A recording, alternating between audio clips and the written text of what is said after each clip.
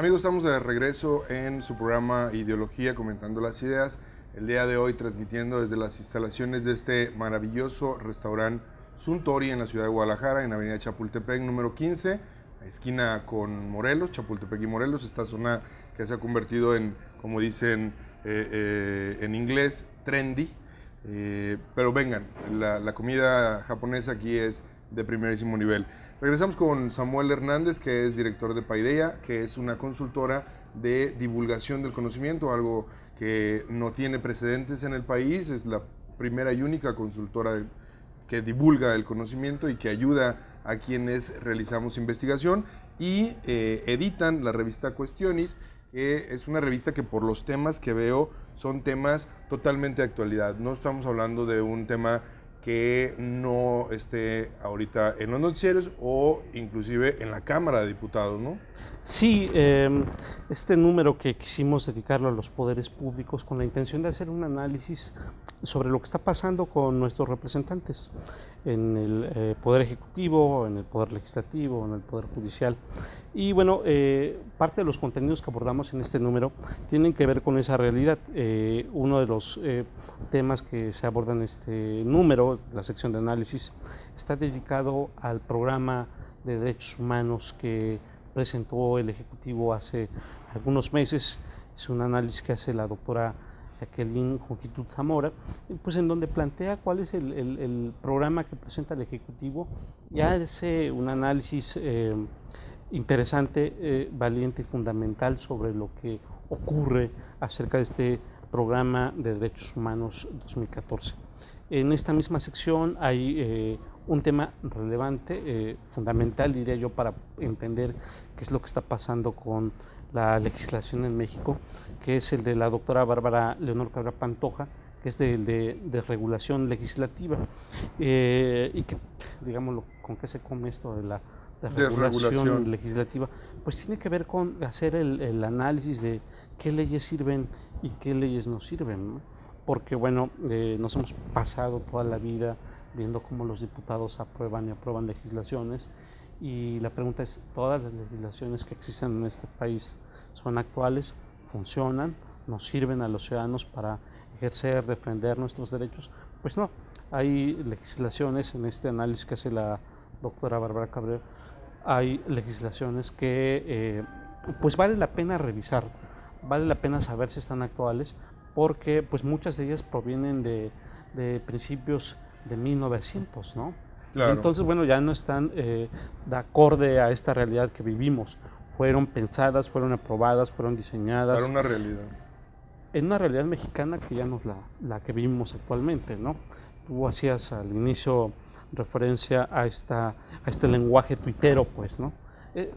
Por supuesto que no es el mismo que vivíamos en el México pre-revolucionario y post-revolucionario, ¿no? Estamos viviendo otra realidad, y bueno, el análisis que hace la doctora Cabrera Pantoja es fundamental para entender como ciudadanos qué es lo que está ocurriendo en el Poder Legislativo, qué es lo que está ocurriendo con la legislación, y cómo podemos hacer pues un balance de qué es lo que se necesita para desaparecer leyes que no tienen mucho sentido que sigan existiendo como tales, sino que es necesario que se actualicen, que se reformen u eventualmente que se abroguen, ¿no? Oye, Samuel, pero sí, por supuesto, estoy totalmente de acuerdo contigo. Tendré oportunidad de analizar el texto, pero lo que tú mencionas es fuerte, porque no solamente vivimos una realidad diferente a la etapa postrevolucionaria, en el que los generales fueron los que entraron a la política. El mismo Venustiano Carranza era militar y es quien desarrolla la Constitución del 17. Anteriormente, bueno, los nietos porfiristas o estas juventudes porfiristas que parecía que también vivían en un ámbito como monárquico, ¿no? Afrancesado. Pero además ahora no sé qué tanto estés de acuerdo conmigo, que también se vive una realidad dentro del Palacio Legislativo y fuera de Palacio Legislativo, inclusive las vallas estas que están ahí en San Lázaro, ya permanentes, ¿no? Yo cada que voy a México las veo. Nos demuestran que hay otra realidad, no sé, ese hay un rompimiento entre sociedad y clase política, ¿no? No hay ya ese vínculo, ese hacer bien para el pueblo, ¿no? Sí, desafortunadamente, como bien lo planteas, quienes se supone que son los representantes populares que deberían de defender nuestros intereses y que deberían de plasmar las necesidades de sus electores en las legislaciones pues que enfrentan y que eventualmente aprueban, pues distan mucho de ser lo que esencialmente tendrían que ser.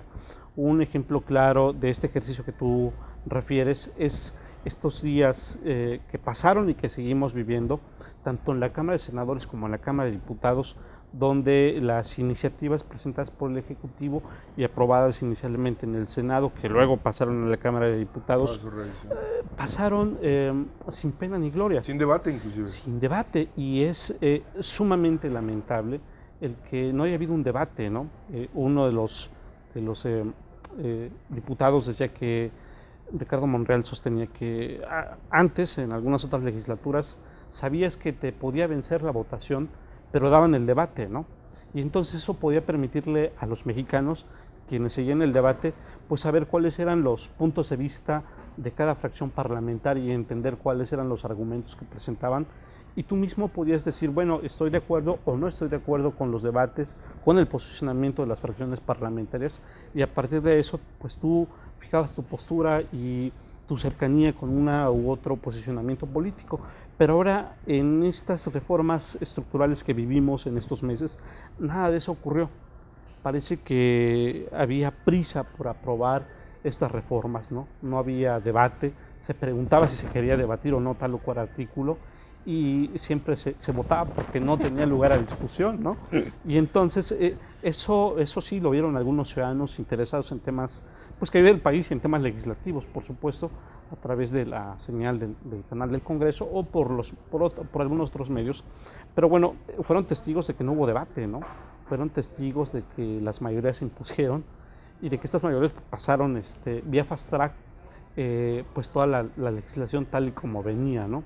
Y en una o en otra artículo hubo ahí alguna modificación no sustancial que tenía que ver con algún punto, coma, sí, claro, que podía darle un sentido al artículo y a la legislación en sí, pero no hubo un debate profundo que nutriera pues de conocimiento a quienes habían electo a sus representantes, ¿no? No, inclusive no solamente no hubo debate, como tú bien mencionas, fue totalmente fast track. Seguramente son reformas que son necesarias para que un país avance. Yo lo he dicho desde un inicio, no estoy para nada en contra de las reformas en materia energética. El gran problema es esa otra realidad llamada corrupción, ¿no? Inclusive vemos ahora la posibilidad de que estos pasivos laborales de Pemex, que finalmente siguen siendo deuda pública, porque Pemex es un organismo público, pasen a ser rescatados por todos los mexicanos. Yo lo platicaba con algunos de los amigos, decía, el problema no es de que se convierta en público, el problema es qué pasó con el dinero que ya existía, ¿no? Para ese fin, ¿no? Para las jubilaciones de los trabajadores de Petróleos Mexicanos o de la Comisión Federal de Electricidad, y que ahora ya no está, ¿no? Simplemente no está. Y hay otra élite, ¿no? Que tiene departamentos en Miami, Ferraris, etcétera, que goza de esos privilegios, ¿no? Seguramente el tema de la corrupción también es uno de los temas coyunturales actualmente. Sí, por supuesto. En estos temas que abordó el Poder Legislativo en estos días recientes y que todavía no termina de abordar, hay temas fundamentales. Uno de ellos tiene que ver con el fracking, que es esta fractura del subsuelo mexicano, y el otro tiene que ver con el que puedas rentar tu propiedad para que alguien más la venga a explotar, que te dé un pago, digámoslo, no muy grande, ¿no? Que en términos de un campesino, claro, de cualquier otra persona, pueda decir es una gran cantidad, pero en términos reales no es una gran cantidad. Explota el subsuelo, tu terreno, pasan 10 o 15 años, simplemente se va y te deja el suelo empobrecido, ¿no? Vivimos durante mucho tiempo con la creación de mito de estos organismos que tú decías, ¿no? Pemex era nuestro orgullo nacional, nada lo afectaba, ¿no? Era, digamos, lo que podíamos ordeñarlo a gusto y a placer. Comisión Federal de Electricidad era una empresa de clase mundial y ahora en estos meses pues todo eso que se construyó durante décadas lo desmoronan. Quienes lo construyeron como grandes instituciones, una bandera, sólidas instituciones, ahora dicen nada de eso que les dijimos durante décadas era cierto, ¿no? Pemex está en crisis y Comisión Federal de Electricidad no es una empresa de clase mundial. Es de clase mundial, así es. Tenemos que meterle la competencia para hacer más barata la electricidad. Y bueno, pues nos venden pequeños sketches de escenarios fatalistas, ¿no? En donde si la iniciativa privada no entra a los sectores energéticos de este país, pues vamos a tener que vivir una crisis energética y una crisis de combustibles, ¿no? Y por eso, bueno, pues es necesario que vengan los extranjeros con tecnología, que exploten al subsuelo y que tenga que entrar la iniciativa privada a rescatar el patrimonio nacional y eventualmente nosotros tengamos que rescatar a estas instituciones con recursos públicos para salvaguardar el bienestar de estas mismas sólidas instituciones, ¿no? Estos temas que mencionas, crear y destruir a placer de la clase gobernante y regreso del PRI que para mí me fue no sorprendente porque finalmente lo veníamos viendo a través de las encuestas en las elecciones del 2012, sabíamos hacia dónde iba encaminado y todo lo que se montó alrededor del candidato oficial, perdón, no era el candidato oficial aunque lo parecía, me ganó el inconsciente y el subconsciente, ¿no? Parecía el candidato oficial y bueno, ahora tenemos estos resultados que son verdaderamente alarmantes para el país. Samuel, si gustas, vamos a un corte, vamos a continuar platicando sobre estos escenarios y estas fatalidades del país, pero vamos a tratar de ponerle algo de esperanza a la plática. Estamos transmitiendo desde la ciudad de Guadalajara, no le cambien, Ideología comentando las ideas.